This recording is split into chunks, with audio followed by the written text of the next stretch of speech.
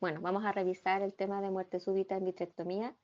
La elección del tema fue netamente porque se hizo un taller de esto en el Congreso Mundial de Anestesia. Fue presentado por el doctor Steven Geyer, que es un anestesiólogo de oftalmología de la Universidad de Miami, que está muy enterado de este tema. Creo que ustedes como oftalmólogos pueden que sí sepan un poco más que nosotros los anestesistas, pero me pareció bastante interesante compartirlo porque la verdad es que no es algo tan frecuente de revisar. Bueno, y como les contaba, el objetivo del doctor Galler es dar a conocer esta patología que todavía causa debate en cuanto a su fisiopatología. Los primeros reportes vienen desde el 2005, donde ya había un caso de supuesto embolismo aéreo durante el intercambio de aire fluido en la vitrectomía de un paciente de 55 años que fue para reparación de desprendimiento de retina. El cirujano vio que había una vasculatura un poco distinta. Durante la infusión de aire ocurrió un colapso cardiovascular, se hizo reanimación.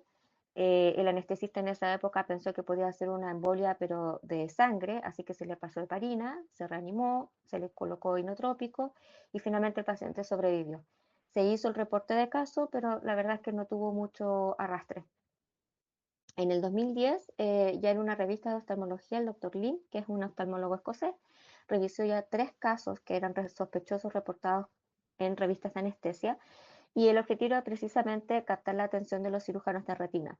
De estos 3 casos, 2 eran por reparación para sacar un cuerpo extraño.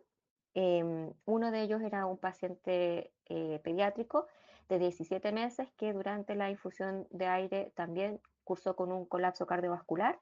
El paciente se reanimó, salió del colapso, no pasó por paro cardiorrespiratorio, se fue a la UCI, hizo un edema pulmonar post colapso cardiovascular y finalmente sobrevivió. El segundo paciente, un paciente adulto, también para un retiro de cuerpo extraño. Lamentablemente, en este caso, el paciente durante la infusión hizo también colapso cardiovascular, pero el problema fue de que tenía un foramen oval. Por lo tanto, este paciente ya post-mortem se dieron cuenta que había hecho embolismos sistémicos y con un infarto y finalmente falleció. Y el tercer paciente es un paciente que fue también a reparación de retina, que también hizo el mismo cuadro clínico. Este artículo llamó la atención, pero solamente recibió una carta de editor describiendo que efectivamente podría haber una conexión entre el intercambio de aire fluido, pero que no era totalmente aceptado, habían dudas y que no estaba aprobado. Así que, aparte de esa carta, la verdad es que no tuvieron mucha arrastre tampoco los casos y se dejó estar un poco este tema hasta que aparecieron nuevos casos. La duda que existía con respecto a la fisiopatología del embolismo aéreo, durante la vitrectomía el doctor Galler hizo o trató de hacer un modelo porcino en vivo y efectivamente vio que haciendo vitrectomías microincesionales con cánulas de 25G, si las cánulas, y principalmente la cánula de infusión de aire, se desplazaba, porque estas no están suturadas, y colocaban presiones distintas que iban desde 30 a incluso 120 milímetros de mercurio, la verdad es que no lograban que pasara aire hacia el sistema central. Y eso lo fueron monitorizando con CO2 al final de la aspiración, con oximetría al final transmucosa, con catéter carotidio intraarterial, con electrocardiografía y con ecocardiografía transesofágica. Pero cuando esta cánula de aire se desplazaba específicamente hacia la zona supracoroidal, el espacio supracoroidal, efectivamente quedaba expuesta a la circulación coroidal y después de menos de 30 segundos en el que aumentaba la presión de 30 milímetros de mercurio a 60 milímetros de mercurio, inmediatamente pudieron ver en la ecocardio transesofágica la cantidad de aire que entraba a través de la aurícula derecha y que pasaba a través de la tricúspide hacia el ventrículo derecho. O sea, efectivamente sucedía un embolo de aire desde la zona coroidea, de las venas coroideas, hasta la circulación central. Y eso era por desplazamiento de la cánula de infusión de aire. Por lo tanto, pudo así corroborar que existe la posibilidad de generar eso cuando hay un desplazamiento de la cánula. Y eso es lo que hay que fijarse cuando existe signos clínicos de que está sucediendo una embolia aérea. Lo primero que hay que hacer es fijarse dónde está la cánula de infusión de aire. Em,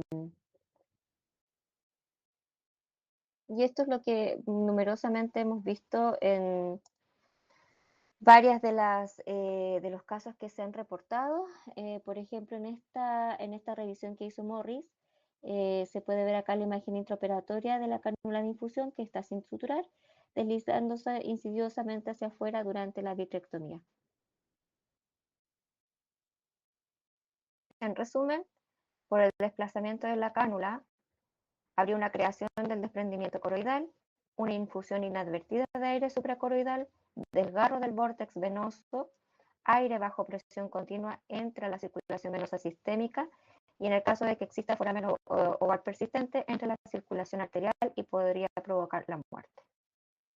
Y bueno, esto es importante porque, bueno, todos sabemos la ecuación de Poiseuille. Eh, con una presión de infusión de 40 milímetros de mercurio a través de una línea 25G, teóricamente en contra de la presión atmosférica podrían entrar hasta 350 cc por minuto de aire. Nosotros sabemos que el volumen completo global en un adulto es entre 5 a 6 litros. Y según la teoría o los modelos se ha visto que un embolismo tan pequeño como 200 a 300 cc de aire intravenoso puede ser letal, o sea, entre 3 a 5 ml por kilo. Y, o sea, eso sería letal en menos de un minuto. ¿Ya? Por lo tanto, la brecha en esta integridad de la vena supracoroidal puede proveer una rápida entrada de alto volumen y esto es lo que nosotros debemos evitar. Y bueno, este autor, que es Morris, em, tuvo una especial atención con respecto a esta entidad porque luego de leer algunos de los casos finalmente le sucedió en el 2012 y que fue una muerte súbita intraoperatoria durante una vitrectomía. Por lo tanto, comenzaron a investigar mucho más, hicieron algunos modelos con ojos cadavéricos, confirmando la entrada de aire desde los espacios coroidales y de las venas del vórtex y mostrando burbujas en estos ojos cadavéricos. Y bueno, y luego hizo una revisión de todos los casos y acá tenemos el resumen.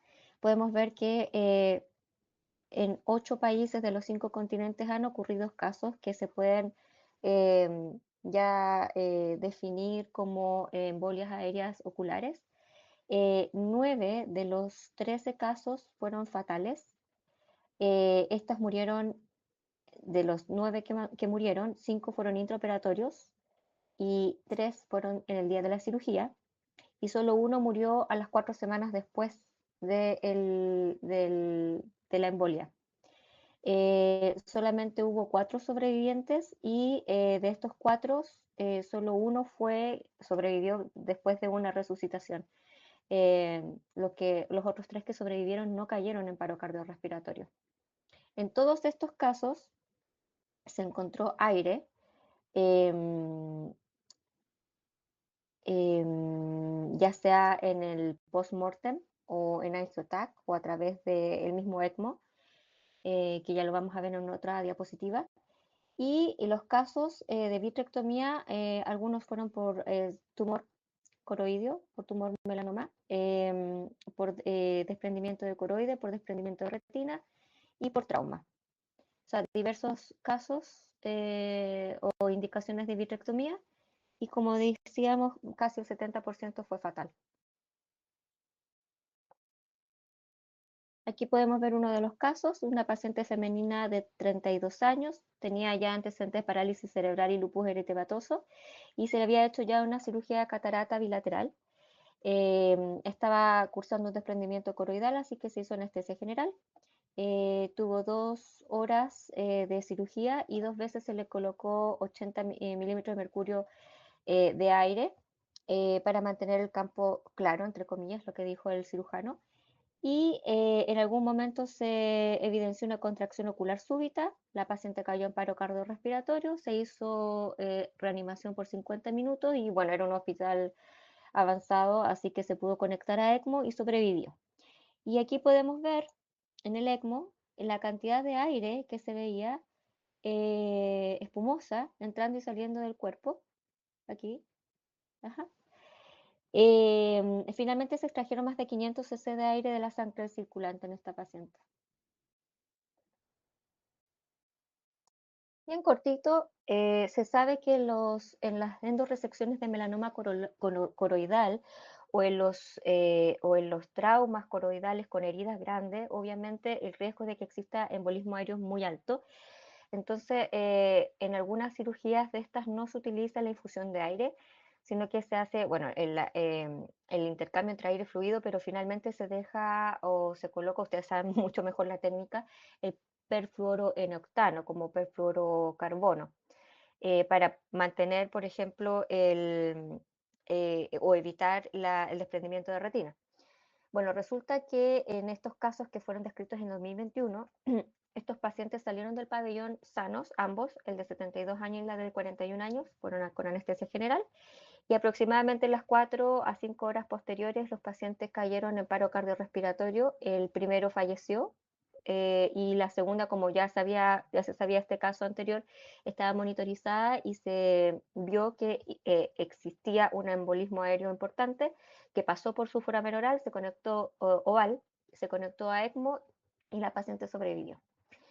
Estos pacientes, a diferencia del paciente que se describió en 2022, en el que pasó aire a través de la misma endorresección del melanoma coroidal, estos pacientes hicieron émbolos de aire y el mecanismo no es muy bien conocido porque se evitó la infusión de aire, pero se piensa que tendría que ver con el uso del perfluoroenoctano versus el uso del perfluorodecalina, porque el perfluoroenoctano tendría una mayor presión de vapor y esto pasaría a la sangre, al igual que el aire, a través de las venas coroideas.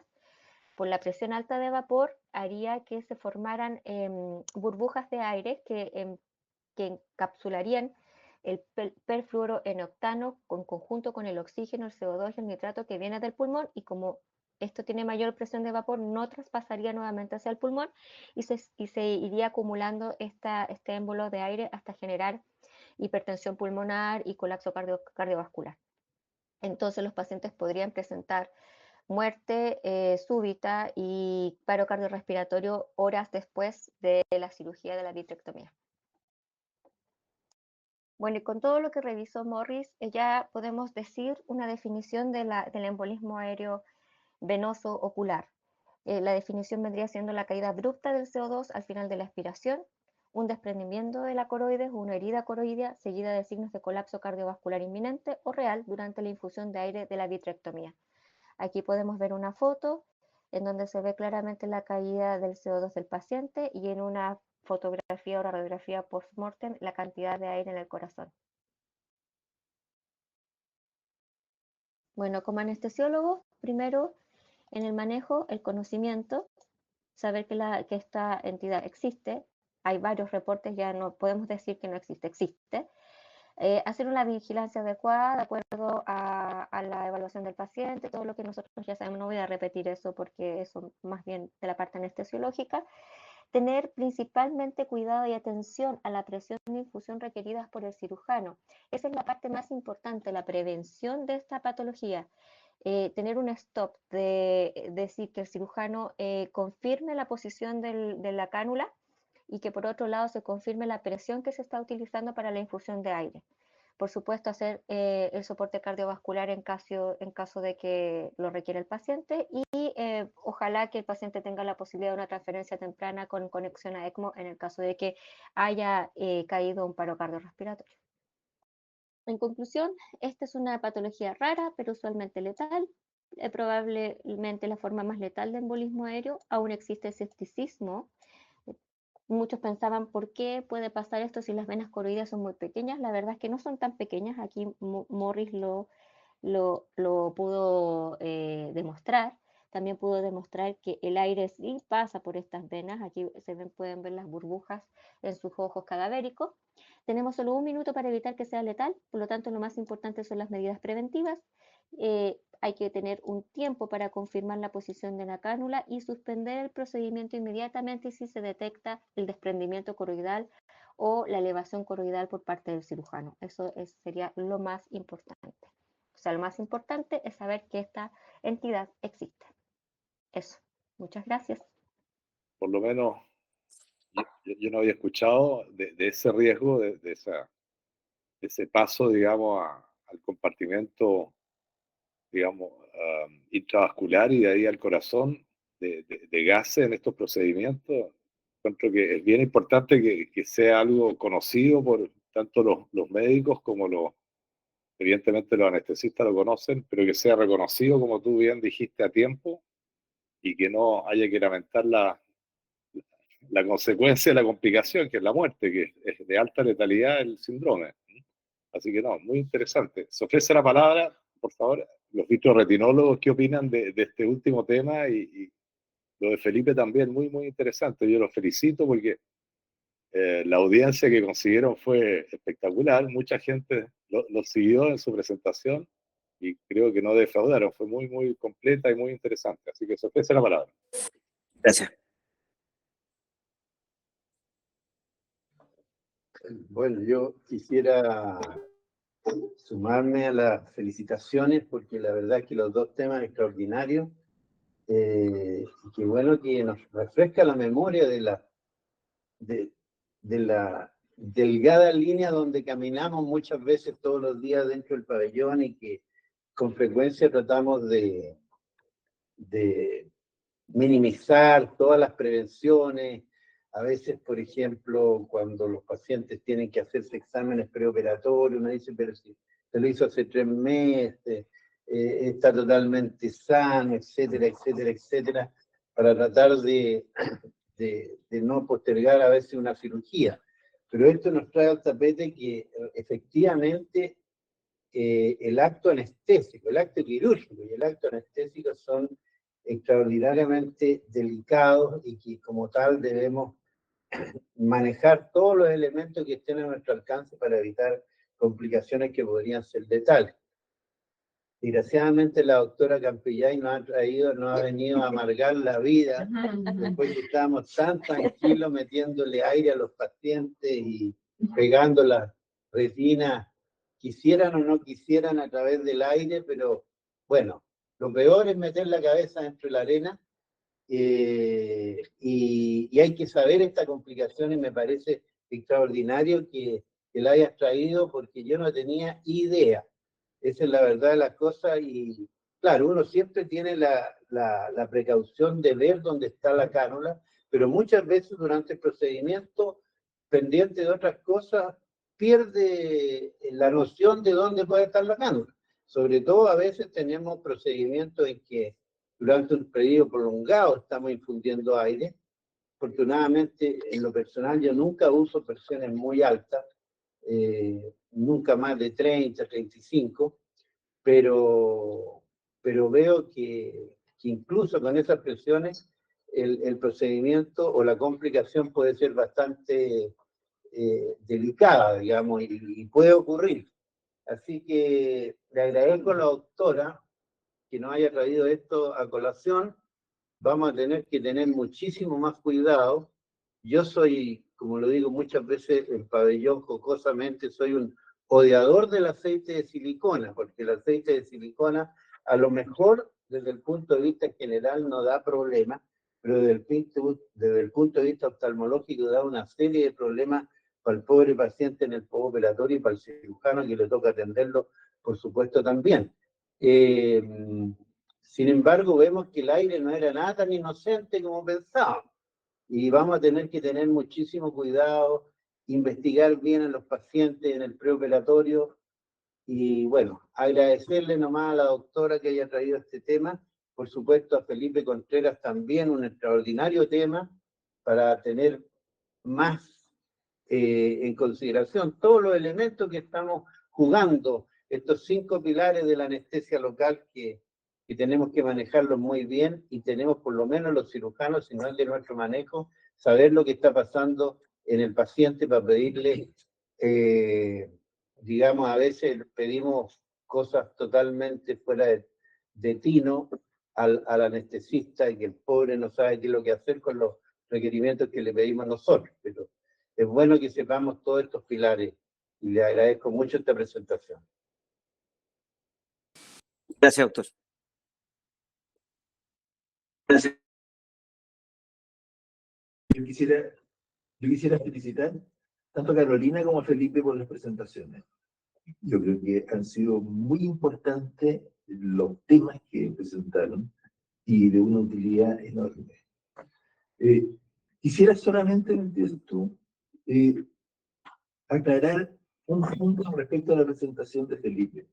Si bien es cierto, la sedación tiene todas las características y las posibilidades que ha mencionado Felipe, yo creo que es necesario recalcar que para el éxito de una sedación adecuada para oftalmología es necesaria la presencia de una anestesia local adecuada. La combinación de las dos, sedación y anestesia adecuada, da como finalidad, ¿me entiendes tú?, el éxito del procedimiento. Si la anestesia local no acompaña a la sedación no va a ser capaz de solucionar los problemas de requisito que necesita el paciente. Y en cuanto a la Carolina, yo le diría a Carolina que es realmente importantísimo lo que acabas de mencionar, ¿ya? Y presentar. Para mí, tanto como a Germán, es una sorpresa, ¿ya? Después de 27 años de estar dando anestesia oftalmológica, ¿ya? Pero estuve revisando anoche, ¿me entiendes tú? Porque súper tema tuyo, y aparece en la literatura varios casos, ¿me entiendes tú?, ya publicados. Y probablemente hay muchos que no han publicado porque exacto, no saben. No se sabe. Claro. Ahora, es muy importante tener presente lo siguiente. Una cosa es poder sacar adelante un paciente en un centro bien dotado, con recursos, con útil, ¿ya? Y con la posibilidad de ECMO. Y otra cosa es sacar adelante un paciente en nuestros pabellones y con nuestro servicio de recuperación. Así que tengamos presente lo que mencionó Germán, la prevención, el ser estrictos de todos los exámenes preparatorios de los pacientes. Y la vigilancia, pero estricta, intranestésica de nuestro paciente es fundamental. Sí, se ha harto sobre las cánulas nasales con medidor de CO2, que si bien no es cuantitativo, es cualitativo, nos serviría también para ver cuando existe la caída, que es lo primero que ocurre en el émbolo aéreo. Bien interesante. ¿Para Eugenio?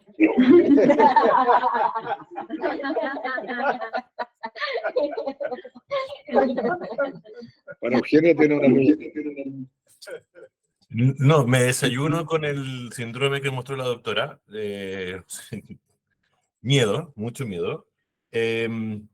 Lo que quería preguntar era, el déficit atencional nuevamente me ataca y me deja así.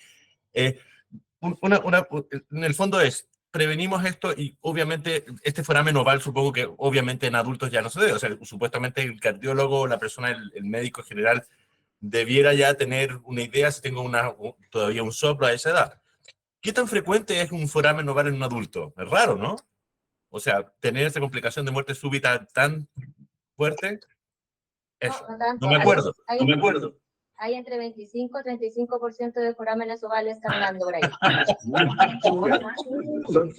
Son forámenes Pequeños, sí. son pequeños y que se hacen, ¿me entiendes tú?, eficientes desde el punto de vista del foramen, ¿ya?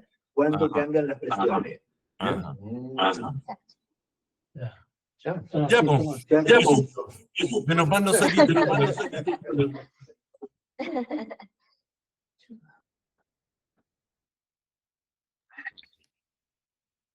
Nicolás. Claudio, sí. Sí, oye, bueno, yo la verdad que me sumo a las felicitaciones porque ha sido extraordinariamente interesante. Y como han dicho ya, me desayuno con esta presentación de la doctora Carolina, lo que ha motivado que probablemente interrumpa mi formación en retina ahora último, que estoy muy interesado. La segunda cosa es preguntarle a Felipe, digamos, porque efectivamente la anestesia general es una cosa muy estandarizada, pero en la anestesia, en la sedación, digamos, existe una gran variabilidad del recuerdo que los pacientes conservan de su procedimiento quirúrgico. Y me imagino que las dos son muy similares, son por kilo de peso y todo. ¿Por qué existe esta gran variación? Hay gente que te dice, doctor, la última cosa que recuerdo es que usted me habló y no sé nada de lo que pasó.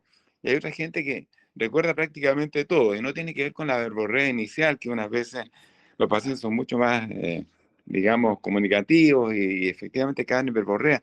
Entonces, yo no sé de qué depende esta diferencia tan particular que existe entre los pacientes que recuerdan todo y los que no recuerdan nada. Sí, gracias por la pregunta, doctora. Es muy interesante, por cierto. Hay una explicación, ¿ya? Y es que, como veíamos, este tema de la inmovilidad eh, es dependiente de estructuras filogenéticamente menos desarrolladas. Pero la amnesia es muy compleja porque depende de múltiples estructuras que son mucho más complejas y más rostrales en el sistema nervioso central. De manera que, efectivamente, como usted muy bien reconoce, hay una variabilidad importante. Em, para conseguir que un paciente esté amnésico totalmente a un episodio quirúrgico, es más fácil conseguir esto si el paciente tiene menos vigilia, o sea, si está más dormido, primera cosa. Segunda cosa, em, si nosotros, yo creo que todo está en la planificación. Si nosotros preveemos un procedimiento en el cual el paciente va a estar un poco más atento, eh, nuestra conducta es todo como un poco de perogrullo, ¿eh? Pero tiene que ser más cautelosa en las cosas que hablamos, en los tiempos de demora y en todas esas cosas que puedan llamarle un poco más la atención al paciente. Eso es así.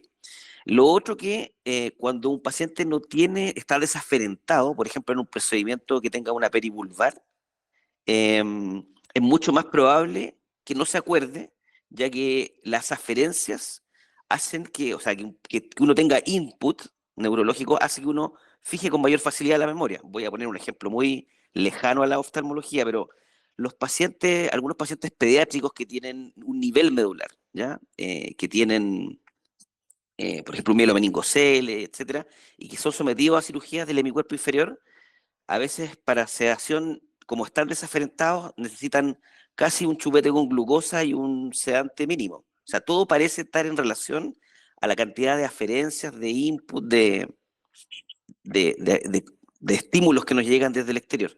Por lo tanto, cuando nosotros preveamos un escenario quirúrgico en donde el paciente esté un poco más en posición de cooperar o que lo necesitemos que así sea, tal vez hay que asumir que es un poco más probable que puede no haber una anestesia muy plena. No sé si contesto la pregunta.